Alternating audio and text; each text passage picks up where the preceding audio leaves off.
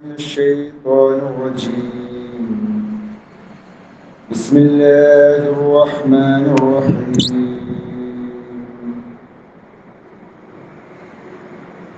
والله الذي أرسل الرياح فتثير سحابا فسقناه إلى بلد ميت فأحيينا به الأرض بعد موتها كذلك النشور.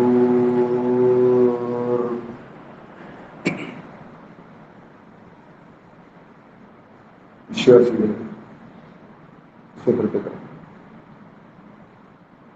സർവലോക രക്ഷിതാവായ അള്ളാഹുവിൻ്റെ നിയമനിർദ്ദേശങ്ങൾ യഥാവിധി ജീവിതത്തിൽ പകർത്തുവാനും വിശ്വാസിയായി ജീവിച്ച് ഈമാനോടെ മരിക്കുവാനും പരിശ്രമിക്കണമേ എന്ന് എന്നെയും നിങ്ങളെയും ഓർമ്മിപ്പിക്കുകയും കരുണാവാരിയായ നാഥൻ അവനെ ഭയപ്പെട്ട് ജീവിക്കുന്നു മുത്തഖീങ്ങളായ ദാസന്മാരുടെ കൂട്ടത്തിൽ നമ്മേവരെയും ഉൾപ്പെടുത്തി അനുഗ്രഹിക്കുമാറാവട്ടെ.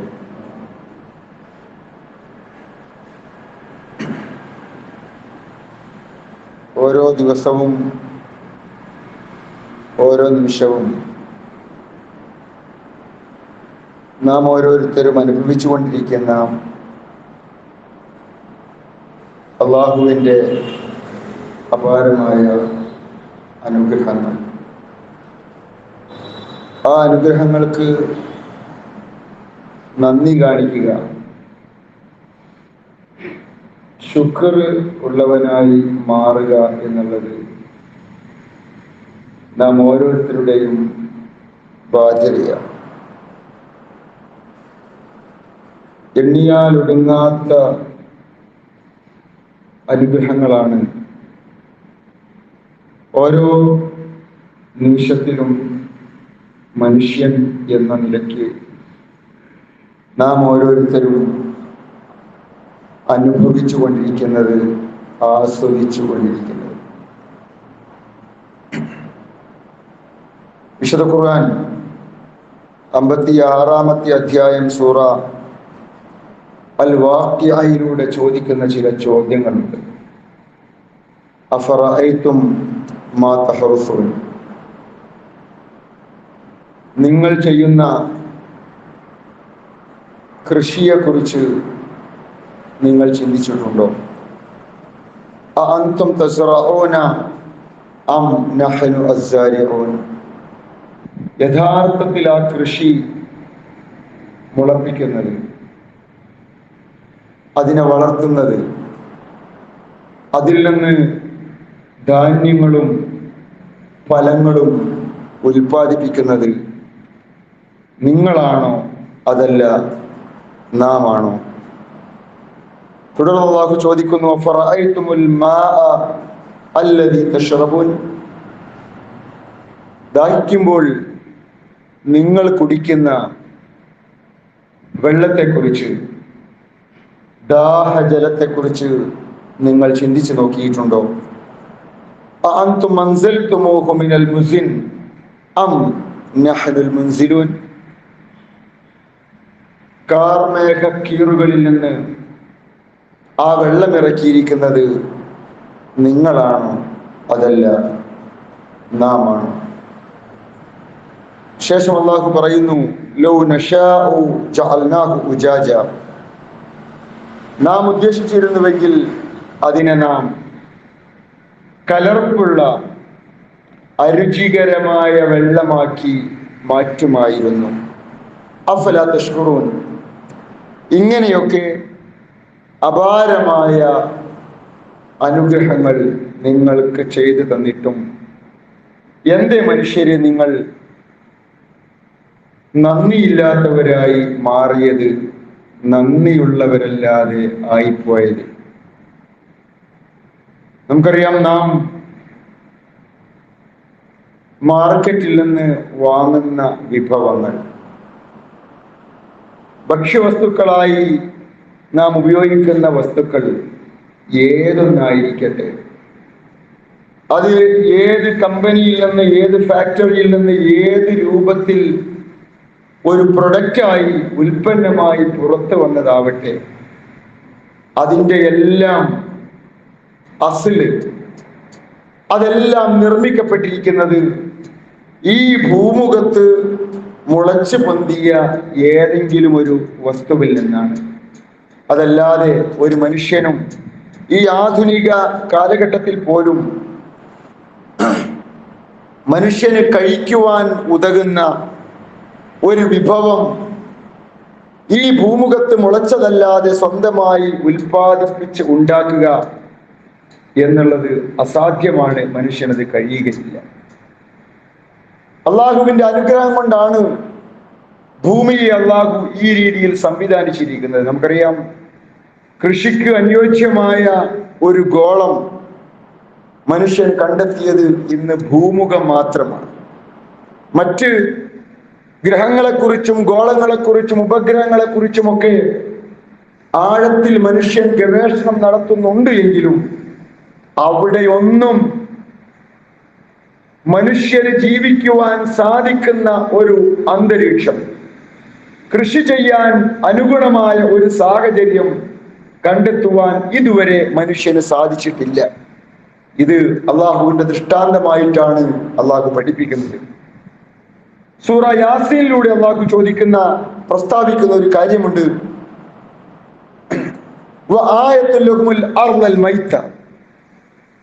തരിശായി കിടക്കുന്ന, മൃതപ്രായത്തിലെത്തി നിൽക്കുന്ന, അല്ലെങ്കിൽ മരിച്ചു പോയ മണ്ണിൽ നിങ്ങൾക്ക് ദൃഷ്ടാന്തമുണ്ട്.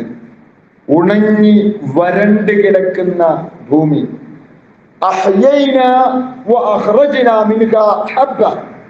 ആ ഭൂമിയെ അള്ളാഹു പറയണം, ആ ഭൂമിയെ പിന്നീട് നാം ജീവിപ്പിക്കുന്നു. വരണ്ടു പോയ ഭൂമിയെ, മരിച്ചു പോയ ഭൂമിയെ, വെള്ളം വറ്റി തരിശായി മാറിയ ഭൂമിയെ മഴ വർഷിപ്പിച്ച് അള്ളാഹു ജീവസുറ്റതാക്കി മാറ്റുന്നു. നമുക്കറിയാം, പലപ്പോഴും ഇനി ഒരു പുല്ലും മുളക്കുകയില്ല എന്ന് നാം പ്രതീക്ഷിച്ചിരുന്ന ഒരു മണ്ണ്, ഒരു പക്ഷേ മക്കൾ കളിച്ചിരുന്ന ഒരു ഫുട്ബോൾ ഗ്രൗണ്ട്, മഴ പെയ്ത് വെള്ളം നിന്നപ്പോ മക്കൾ കളി നിർത്തി.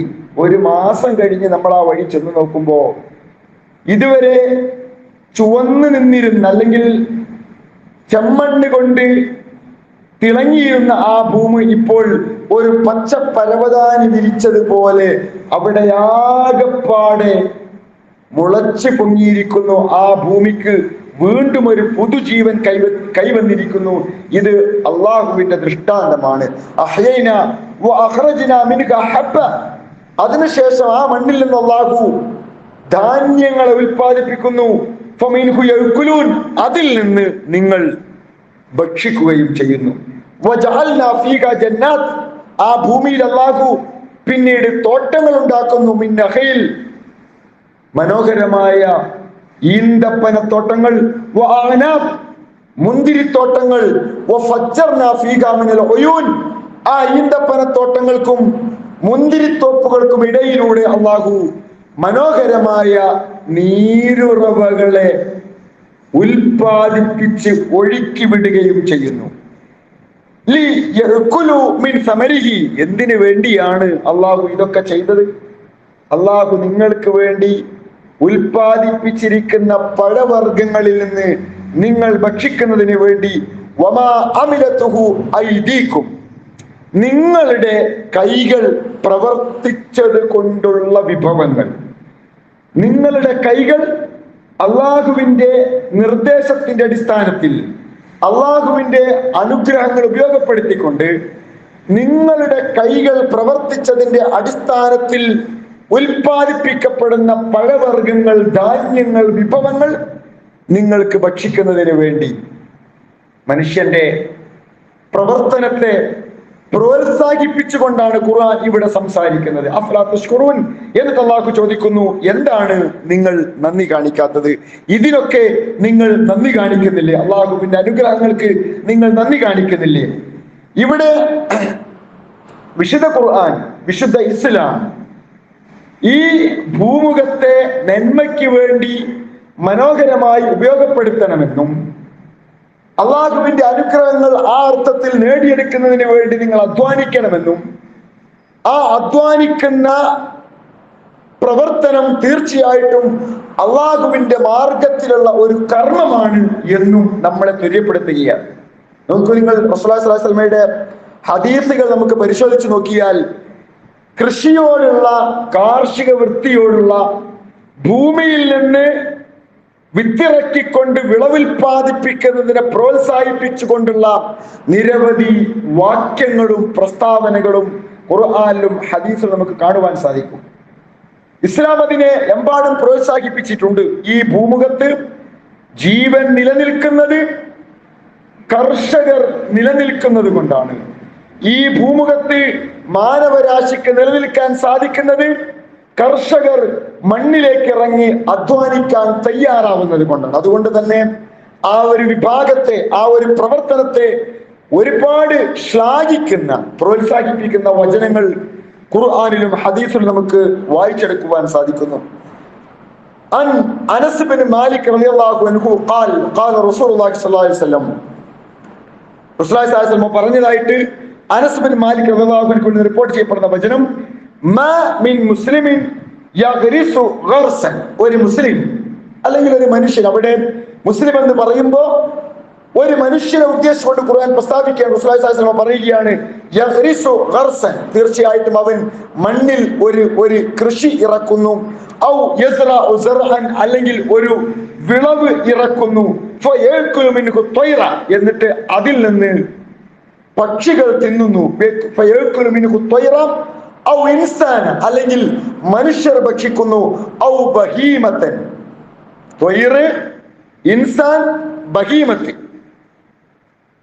പക്ഷികളായിരിക്കട്ടെ, മനുഷ്യരായിരിക്കട്ടെ, മൃഗങ്ങളായിരിക്കട്ടെ, ഇല്ലാ കാന ലഹു ബിഹി സദഖ, അത് മുഖേന അതിലൂടെ അവന് ഒരു സദഖ ലഭിക്കാതിരിക്കുകയില്ല. മുസ്ലിമായ ഒരു മനുഷ്യൻ ഭൂമിയിലേക്ക് ഒരു കൃഷി ഇറക്കുകയും അതിൽ നിന്ന് അവൻ അത് കൊയ്തെടുത്ത് അല്ലെങ്കിൽ വിളവെടുത്ത് അതിൽ നിന്ന് കനി പറിച്ച് അതിൽ നിന്ന് കായ പറിച്ച് മാർക്കറ്റിൽ കൊണ്ടുപോയി വിറ്റ് അതിന്റെ കാശ് അവൻ വാങ്ങിയാലും ആ പ്രവൃത്തിക്ക് ഓരോരുത്തരും അത് ഭക്ഷിക്കുമ്പോൾ അതിന്റെ ഒരു സംതൃപ്തിയുടെ പ്രതിഫലം അവന് ലഭിക്കും. ഇനി ഒരു കിളി അതിൽ നിന്ന് തിന്നുപോയാലോ?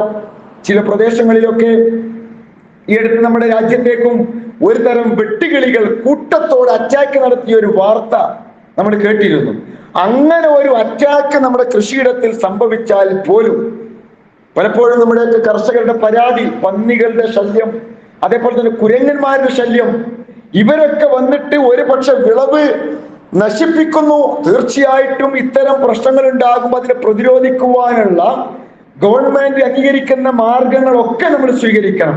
ഇനി അഥവാ നമ്മൾ സ്വീകരിക്കേണ്ട മാർഗങ്ങളെല്ലാം സ്വീകരിച്ചിട്ടും നമ്മുടെ വിളവിൽ നിന്ന് ഒരു പക്ഷിയോ ഒരു മൃഗമോ ഇനി ഒരു മനുഷ്യൻ തന്നെ മോഷ്ടിച്ച് കൊണ്ടുപോയി തിന്നാലും അതിന് പോലും ഒരു കർഷകന് പ്രതിഫലം ലഭിക്കുന്നുണ്ട് എന്ന് നമ്മൾ മനസ്സിലാക്കണം.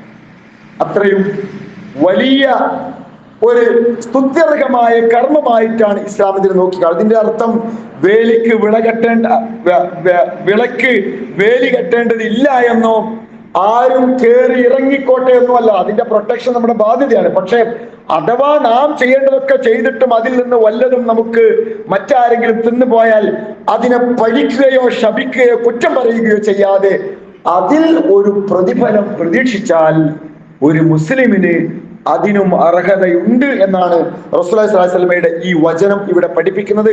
അത്രയും കാർഷിക വൃത്തിയെ കൃഷിക്കാരെ ഇസ്ലാം പ്രോത്സാഹിപ്പിക്കുന്നു എന്നർത്ഥം.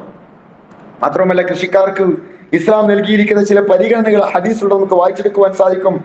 ആയിഷ റളിയല്ലാഹു അൻഹയിൽ നിന്ന് റിപ്പോർട്ട് ചെയ്യപ്പെടുന്ന ഒരു വചനം, അനി നബി സ്വല്ലല്ലാഹു അലൈഹി വസല്ലം ഖാൽ മൻ അമറ അർളൻ ലൈസത ലി അഹദിൻ ഫഹുവ അഹഖു ബിഹാ, ഒരാൾ ജീവനില്ലാത്ത ഒരു ഭൂമിയെ ജീവനുള്ളതാക്കുകയും അതിൽ കൃഷി ഇറക്കുകയും ചെയ്താൽ ആ ഭൂമി അവനുള്ളതാണ്. ഇവിടെ രാജ്യത്തിന്റെ നിയമങ്ങൾ നമ്മൾ വേറെ പരിഗണിക്കേണ്ടതുണ്ട്. ഇത് 14 നൂറ്റാണ്ട് മുൻപ് ഭൂമിക്കൊന്നും ഇത്ര കൃത്യമായ രീതിയിലുള്ള ഒരു ആധികാരികതയും അതിന്റെ അവകാശവും വന്നിട്ടില്ലാത്ത തരിശായി കിടന്നിരുന്ന കണ്ണെത്താത്ത ദൂരം കിടന്നിരുന്ന ഒരു കാലത്ത് നബി സല്ലല്ലാഹു അലൈഹി വസല്ലം പറയാണ്, ആ ഒരു ഭൂമിയെ ഒരാള് കൃഷിക്ക് അനുയോജ്യമായ രീതിയിൽ മാറ്റിയെടുത്താൽ ആ ഭൂമിയുടെ അവകാശി പോലും അവനാണ് എന്ന് റസൂലുള്ളാഹി സ്വല്ലല്ലാഹു അലൈഹി വസല്ലം പഠിപ്പിക്കുകയാണ്.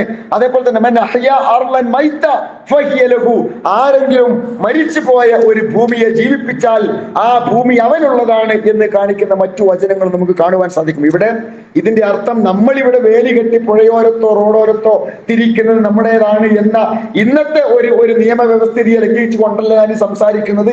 14 നൂറ്റാണ്ട് മുൻപ് ലോകം തന്നെ ശൂന്യമായി കിടന്നിരുന്ന ഒരു കാലഘട്ടത്തിൽ നബി സല്ലല്ലാഹു അലൈഹി വസല്ലം നടത്തിയ ഒരു പ്രസ്താവനയാണ്. ഇവിടെ റസൂലുള്ളാഹി സ്വല്ലല്ലാഹു അലൈഹി വസല്ലം ഉദ്ദേശിക്കുന്നത് ഭൂമിയെ എപ്പോഴും നാം കൃഷിക്ക് അനുയോജ്യമാക്കി മാറ്റുന്ന രീതിയിലുള്ള ഒരു നിലപാടാണ് ഒരു വിശ്വാസം സ്വീകരിക്കേണ്ടത്. അത് നമുക്കൊരുപാട് ഹെക്ടർ കണക്കിന് ഭൂമിയുണ്ട്. ഒരു കർഷകൻ വന്നിട്ട് ചോദിക്കുകയാണ്, നിങ്ങൾ ഏതായാലും കൃഷി ചെയ്യുന്നില്ലല്ലോ, ഞാനവിടെ കൃഷി ചെയ്തോട്ടെ എന്ന് ചോദിച്ചാൽ അതിനുള്ള പെർമിഷൻ ഈ ഭൂമിയുടെ ഉടമസ്ഥൻ ആ കർഷകന് കൊടുക്കണം. പക്ഷെ 4 തവണ കൃഷി ചെയ്തിട്ട് പിന്നെ അത് അയാളുടേതാക്കി മാറ്റുന്ന ഇന്നത്തെ നിയമവ്യവസ്ഥയെ ലംഘിക്കുന്ന രീതിയിൽ വെല്ലുവിളിക്കുന്ന രീതിയിലുള്ള ഒരവസ്ഥ ഉണ്ടാവാനും പാടില്ല.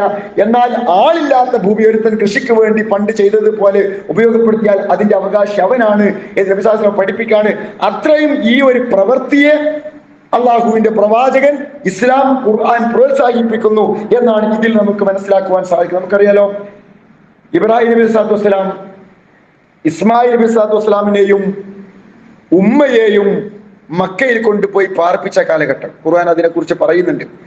റബ്ബന ഇന്നി അസ്കൻതു മിൻ ദുർരിയതി ബിവാദിൻ ഗൈരി ദി സർഇൻ ഇൻദ ബൈതിക്കൽ മുഹറം. അല്ലാഹുവേ, നിന്റെ വിളിക്കുത്തരം ചെയ്തുകൊണ്ട് എന്റെ പൊന്നോമന മകനെയും അവന്റെ ഉമ്മയെയും ഞാൻ ബിവാദിൻ ഗൈരി ദി സർഇൻ, ഒരു കൃഷി പോലും ഇല്ലാത്ത ഈ ഇടത്തിൽ പാർപ്പിച്ച് ഞാൻ പോവാണ്. അന്നത്തെ മക്കയുടെ അവസ്ഥ അതാ. ഇബ്രാഹിം നബി സ്വല്ലല്ലാഹു അലൈഹി വസല്ലമിന്റെ കാലം 4000 വർഷങ്ങൾക്ക് മുൻപുള്ള മക്കയുടെ അവസ്ഥ അതാണ്. എന്നാൽ റസൂലുള്ളാഹി സ്വല്ലല്ലാഹു അലൈഹി വസല്ലമയുടെ കാലം വന്നപ്പോഴേക്കും അവിടെ ജനവാസം ഉണ്ടാവുകയും പിന്നീട് മദീനക്കാരായ ആളുകള്, അതേപോലെ തന്നെ പുറത്തു നിന്ന് വന്നവര്, മക്കയിൽ നിന്ന് പിന്നെ അവിടെ വന്ന് താമസമാക്കി ആളുകളൊക്കെ അവിടെ പിന്നീട് വളർന്നു വന്ന ജനതവി അതിനെ ഒരു കൃഷിഭൂമിയാക്കി എടുത്തതിന്റെ ചരിത്രമാണ് പിന്നീട് നമ്മൾ കാണുന്നത്. മനോഹരമായ ഒരു ഹദീസ് നമുക്ക് ഇങ്ങനെ വായിച്ച ഹദീസ് നമുക്ക് ഒരു സംഭവം നബി സല്ലല്ലാഹു അലൈഹി വസല്ലം ഉദ്ധരിക്കപ്പെട്ട ഒരു സംഭവം കാണുവാൻ സാധിക്കും. ഒരു സ്വഹാബി സ്വർഗത്തിൽ വെച്ച് ചോദിക്കുകയാണ്, അദ്ദേഹം സ്വർഗത്തിലെത്തിക്കഴിഞ്ഞാൽ എന്ത് ഒരാൾക്ക് ആഗ്രഹിച്ചതൊക്കെ കിട്ടും. അവിടെ ഒരു സ്വഹാബി, ഒരു വ്യക്തി, ഒരു മുസ്ലിം സ്വർഗത്തിൽ കിടന്ന ഒരു വ്യക്തി ആഗ്രഹിക്കുകയാണ്, അള്ളാഹുവേ എനിക്ക് കൃഷി ചെയ്യണം. അപ്പോ അള്ളാഹു അയാളോട് ചോദിക്കുകയാണ്, നിനക്ക് ഈ സ്വർഗത്തിലെല്ലാം കിട്ടുന്നില്ലേ, പിന്നെന്തിനാ കൃഷി? അയാൾ പറയാൻ, എനിക്ക് കൃഷി ചെയ്യാനുള്ള കൊതി കൊണ്ടാണ്. എനിക്ക് മദീനയിലൊക്കെ അന്ന് കൃഷി അത്ര വ്യാപകമായിരുന്നു, കൃഷിയോടുള്ള ആഗ്രഹം കൊണ്ടാണ് എന്ന് പറഞ്ഞപ്പോ അള്ളാഹു അദ്ദേഹത്തിന് അതിനുള്ള സൗകര്യം ഉണ്ടാക്കി കൊടുക്കുക. അങ്ങനെ അദ്ദേഹം കൃഷി ചെയ്തു. നിമിഷ നേരം കൊണ്ട് തന്നെ കൃഷി മുളച്ച് പൊങ്ങി അത് വളവായി പുറത്തു വന്ന് ഒരു കൂമ്പാരം പോലെ അവിടെ ധാന്യം ഉണ്ടായി. ഈ സംഭവം പറഞ്ഞപ്പോ സ്വഹാബാക്കളുടെ കൂട്ടത്തിൽ നിന്ന് ഒരാൾ പറയാണ്, പ്രവാചകര്, അത് ഞങ്ങൾ പട്ടണത്തിൽ താമസിക്കുന്ന ഒരാളാവാൻ സാധ്യതയില്ല, മദീനയിലുള്ള ഏതൊരു കർഷകനായ അൻസാരികളിൽപ്പെട്ട ഒരു കർഷകനായിരിക്കാനാണ് സാധ്യത എന്നൊരു സ്വഹാബി പ്രതികരിച്ചപ്പോ നബി സല്ലല്ലാഹു അലൈഹി വസല്ലം അപൂർവമായിട്ടാണ് മോണ കാട്ടി ചിരിച്ചത്. അങ്ങനെ ചിരിച്ച ഒരു സന്ദർഭമായി പണ്ഡിതന്മാർ ഈ ഹദീസിനെ പറയുന്നുണ്ട്. എന്ന് പറഞ്ഞാൽ അത്രയും അവര് കാർഷിക വൃത്തിയെ പ്രോത്സാഹിപ്പിച്ചിരുന്നു എന്നർത്ഥം. അതുകൊണ്ടാണ് ഇന്നും അവിടെ ഒരു ഭാഗം പട്ടണമായി വളരുമ്പോഴും ഉൾപ്രദേശങ്ങളിലേക്ക് ചെന്ന് കഴിഞ്ഞാൽ നമുക്ക് എമ്പാടും ഈന്തപ്പന തോട്ടങ്ങളും മുന്തിരിത്തോട്ടങ്ങളും ഒക്കെ വളർന്നു നിൽക്കുന്ന ഒരുപാട് തോട്ടങ്ങൾ ആ മരുഭൂമിയിൽ ഉണ്ടായതായി നമുക്ക് കാണുവാൻ സാധിക്കും. ഇസ്ലാമിന്റെ കാർഷിക വൃത്തിയോടുള്ള കാഴ്ചപ്പാടാണ് ഇവിടെയൊക്കെ നമുക്ക് കാണുവാൻ സാധിക്കുന്നത്. മാത്രമല്ല നബി സല്ലല്ലാഹു അലൈഹി വസല്ലം ഇത്തരം കാര്യങ്ങൾ ഏർപ്പെടുന്നവരെ എത്രത്തോളം പ്രോത്സാഹിപ്പിച്ചിട്ടുണ്ട്. ഇബ്നു അബീ റളിയല്ലാഹു അൻഹു റിപ്പോർട്ട് ചെയ്യപ്പെടുന്ന ഒരു വചനം, മൂന്ന് വിഭാഗത്തോട് ഞാൻ നാളെ പരലോകത്ത് തർക്കിക്കുമെന്ന് പറഞ്ഞ റസൂലുള്ളാഹി സ്വല്ലല്ലാഹു അലൈഹി വസല്ലം പറയാണ്, ഒരാൾ എന്റെ പേരിൽ വാഗ്ദാനം ചെയ്തിട്ട് ആ വാഗ്ദാനത്തെ ലംഘിച്ചവനോട് നാളെ പരലോകത്ത് ഞാൻ തർക്കിക്കും. സ്വതന്ത്രനായ ഒരു മനുഷ്യനെ പിടിച്ച് വിറ്റ് അതിന്റെ പണം വാങ്ങി ഭക്ഷിച്ചവനോട് ഞാൻ നാളെ പരലോകത്ത് സംസാരിക്കും. ഇത് അടിമ വ്യവസ്ഥയിൽ നിലനിന്നിരുന്ന ഒരു കാലത്തെ പ്രസ്താവനയാണ്. ഇന്ന് ആ ഒരു ഭാഗം ഇന്ന് അങ്ങനെ ഒരു സംഭവമില്ല. മൂന്നാമത്തേത് റജുലൻ ഇസ്തഅജറ അജീറൻ, ഒരാളെ കൂലിക്ക് വിളിച്ചു. ഫസ്തൗഫാ മിൻഹു, എന്നിട്ട് പരമാവധി അവനെ കൊണ്ട് ജോലി ചെയ്യിപ്പിച്ചു. എന്നിട്ടോ വലം യൂഫിഹി അജ്റഹു, എന്നിട്ട് അവന്റെ കൂലി കൊടുക്കാത്തവനുമായിട്ട് പരലോകത്ത് ഞാൻ നാളെ ഈ പീഡിപ്പിക്കപ്പെട്ടവന് വേണ്ടി ഞാൻ തർക്കിക്കുമെന്ന് അള്ളാഹു റസൂൽ പഠിപ്പിക്കുക. അത്രയും ശ്രേഷ്ഠതയാണ് മണ്ണിനോട് മല്ലടിക്കുന്ന ആളുകൾക്ക് ഇസ്ലാം നൽകിയിരിക്കുന്നത്. മറ്റൊരു ഹദീസ് പലപ്പോഴും നമ്മൾ കേട്ടിട്ടുള്ളതാണ്,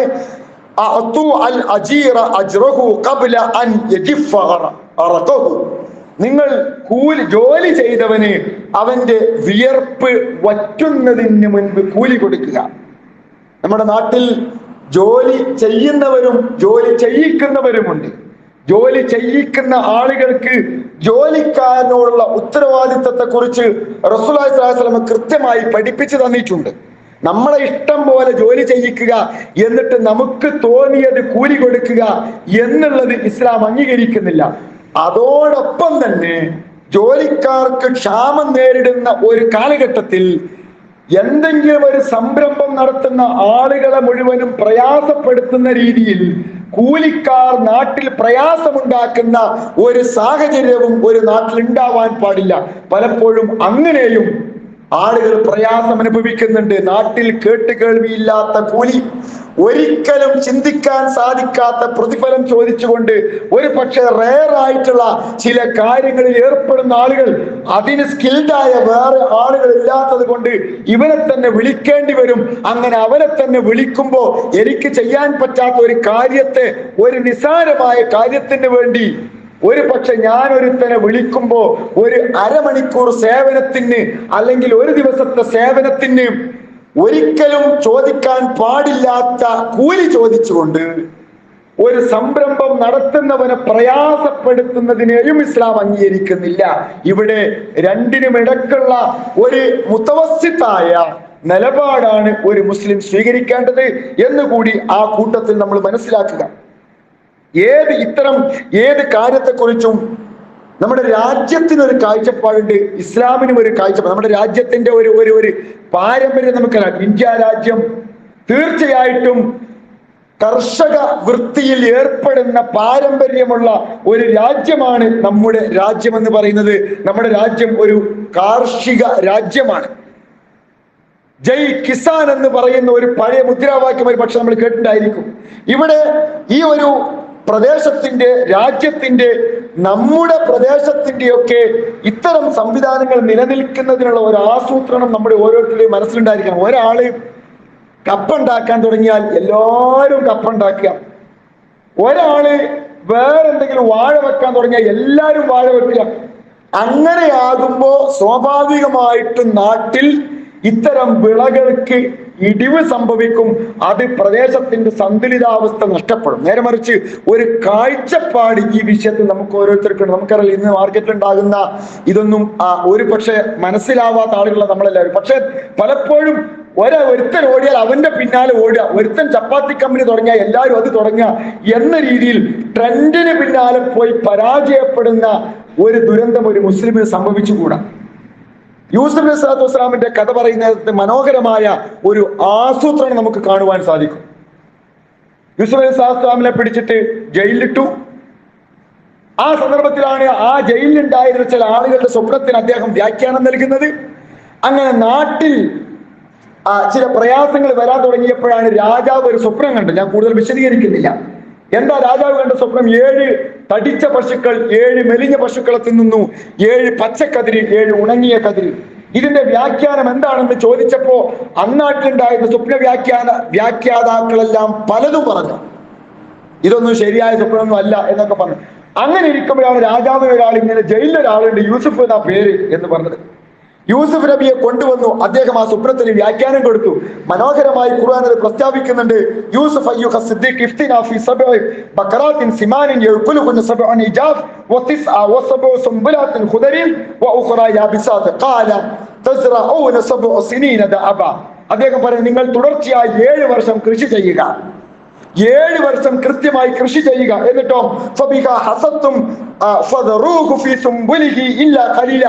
ആ കൃഷി ചെയ്ത വിഭവത്തിൽ നിന്ന് കഴിക്കാനെടുക്കുന്നതിന്റെ ബാക്കി മുഴുവനും നിങ്ങൾ കതിരിൽ തന്നെ സൂക്ഷിക്കുക. ഇന്നത്തെ പോലെ വലിയ ഫ്രിഡ്ജുള്ള സംവിധാനം, ധാന്യം സംഭരിച്ചു വെക്കാനുള്ള സിസ്റ്റം ഒന്നും വന്നില്ല. അതുകൊണ്ട് അടുത്തു വരുന്ന 7 വർഷത്തിന് ശേഷം പിന്നീട് വരുന്ന അടുത്ത 7 വർഷത്തേക്ക് ഈ വിഭവം നിലനിൽക്കുവാൻ വേണ്ടി കതിരിൽ തന്നെ നിങ്ങളത് സൂക്ഷിക്കുക.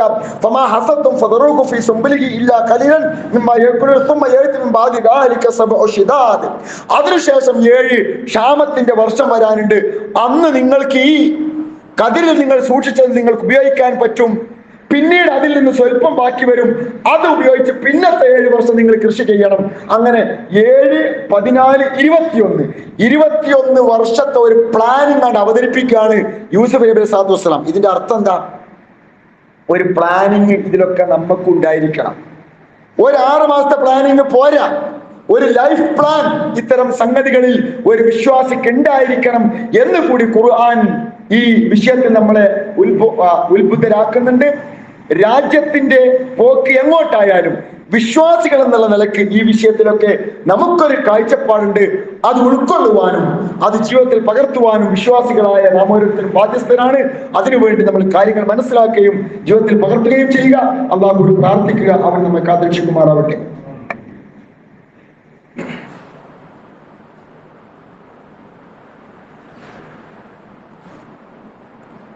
അൽഹംദുലില്ലാഹ് الواحد القهار العزيز الغفار والصلاة والسلام على من أرسله الله كافة للناس بالتبشير والإنذار وعلى آله الأتقياء الأبرار وعلى أصحابه الأصفياء الأخيار ما دامت السماوات والأرض ما تراكبت الظلمات والأنوار أما بعد فاتقوا الله.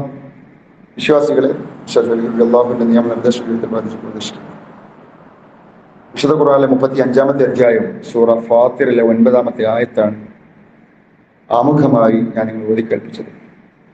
വല്ലാഹുല്ലദീ അർസല റിയാഹ്, അല്ലാഹുവാണ് കാറ്റുകൾ അയക്കുന്നവൻ. ഫതുസീറു സഹാബൻ, എന്നിട്ട് ആ കാറ്റുകൾ കാർമേഘത്തെ ഇളക്കിവിടുന്നു. ഫസുഖനാഹു ഇലാ ബലദിൻ മയ്യിത്തിൻ, അത് മരിച്ചു കിടക്കുന്ന ഒരു ഭൂമിയിലേക്ക് ആ കാർമേഘം കടന്നു ചെല്ലുകയും ഫഅഹ്യൈനാ ബിഹിൽ അർള, ആ മഴ മുഖേന ആ ഭൂമിയെ അള്ളാഹു ജീവിപ്പിക്കുകയും ചെയ്യുന്നു. ബാദ മൗതിക, ആ മണ്ണ് വരണ്ടു പോയതിനു ശേഷം, മരിച്ചു പോയതിനു ശേഷം. ശേഷം അള്ളാഹു പറയുന്ന പ്രയോഗം കദാലിക നുശൂർ, അതുപോലെ തന്നെയാണ് നുശൂർ. മരിച്ചു പോയ വരണ്ടു പോയ മണ്ണിലേക്ക് മഴ പെയ്ത് 1 മാസം കഴിയുമ്പോൾ ആ മണ്ണിൽ പുല്ല് മുളച്ച് മരിച്ച മണ്ണിന് എങ്ങനെയാണോ ജീവൻ ഉണ്ടാകുന്നത്, അതുപോലെ തന്നെയാണ് മനുഷ്യ അള്ളാഹു നിങ്ങളെ പുനരുജ്ജീവിപ്പിക്കുന്നത്. മരിച്ച് ഒരു മനുഷ്യൻ നുരുമ്പിപ്പോയാൽ 100 വർഷമോ 200 വർഷമോ കഴിഞ്ഞ് ഒരു കബറ് കളക്കുമ്പോൾ അതിന്റെ ഉള്ളിൽ നിന്ന് കിട്ടുന്ന എൽപ്പടി കണ്ട് യുക്തിവാദിയായ, നിരീശ്വരവാദിയായ, ഭൗതികവാദിയായ ഒരുത്തൻ ഒരുപക്ഷെ ചോദിക്കും, ഇതിനെയൊക്കെ ഇനി പുനരുജ്ജീവിപ്പിക്കാൻ പടച്ചവന് പറ്റും എന്നാണോ നിങ്ങൾ പറയുന്നത്? റസൂലുള്ളാഹിന്റെ മുമ്പിൽ ഒരുത്തൻ വന്നു ഒരു എല്ലിന്റെ പൊടി എടുത്തിട്ട് ഇങ്ങനെ റസൂലുള്ളാഹിന്റെ മുഖത്തേക്ക് ഇങ്ങനെ നീട്ടിട്ട് കൈയിട്ട് ഇങ്ങനെ പൊടിച്ചിട്ട് ഇങ്ങനെ കൊട്ടിക്കളഞ്ഞിട്ട് ചോദിച്ചു, അല്ല മുഹമ്മദേ, ഈ പൊടിയായിപ്പോയ എല്ലിന്റെ ഉടമസ്ഥനെ ഇനി പരലോകത്ത് തിരിച്ചു കൊണ്ടുവരും എന്നാണോ നിന്റെ റബ്ബ് പറയണത്? ഖുർആൻ പറഞ്ഞ മറുപടി, ഈ മണ്ണ് കാണുമ്പോൾ നിങ്ങൾക്ക് എന്താ തോന്നുന്നത്? ആ മണ്ണ് മരിച്ചു പോയെന്നല്ല, പക്ഷെ ഒരു മഴ കൊണ്ട് ആ മണ്ണിനെ ജീവിപ്പിക്കാൻ അള്ളാഹുവിന് പറ്റുമെങ്കിൽ മറ്റൊരു മഴയിലൂടെ, ഒരു പക്ഷേ ഒരു കാഹളവുമായി ഏൽപ്പിക്കപ്പെട്ട ഒരു മലക്കുണ്ട്.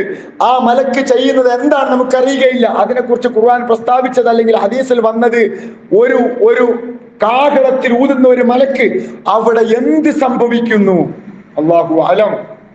അതോടുകൂടി മുഴുവൻ മനുഷ്യരും കുഴിമാടത്തിൽ നിന്ന് എഴുന്നേറ്റ് ആ വിളിയാളത്തിലേക്ക് നടന്നെടുക്കുമെന്ന് ഖുർആൻ പറയുന്നു. അതൊരു യാഥാർത്ഥ്യമാണ്.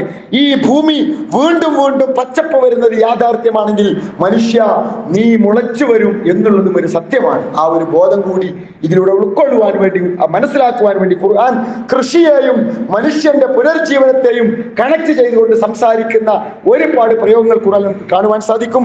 ആ രീതിയിൽ ഖുർആനെ ആഴത്തിൽ മനസ്സിലാക്കുക, പഠിക്കുക, അള്ളാഹുവിനെ കുറിച്ചുള്ള ശരിയായ ബോധം ഹൃദയത്തിൽ കാത്തു സൂക്ഷിക്കുവാൻ വേണ്ടി പരിശ്രമിക്കുക. അള്ളാഹുവോട് പ്രാർത്ഥിക്കുക, അവൻ നമ്മെ കാത്തുരക്ഷിക്കുമാറാവട്ടെ. നമ്മിൽ നിന്ന് വന്നുപോയ തെറ്റുകുറ്റങ്ങൾ അള്ളാഹു നമുക്ക് വിട്ടുപുറത്ത് മാപ്പാക്കി തരുമാറാവട്ടെ.